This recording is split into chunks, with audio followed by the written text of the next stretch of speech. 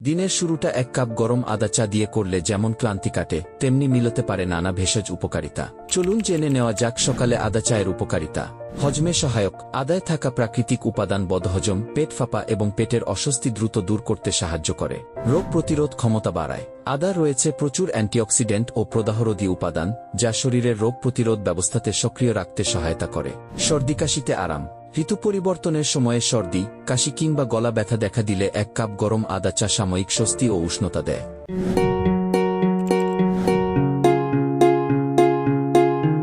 শরীরে শক্তি যোগায়। সকালে 1 কাপ আদা চা ক্লান্তি দূর করতে সহায়তা করে।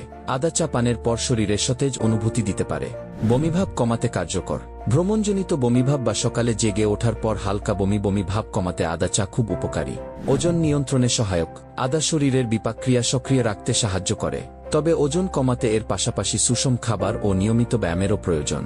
অতিরিক্ত আদা চা পান করলে বুক জ্বালা বা পেটের সমস্যা হতে পারে।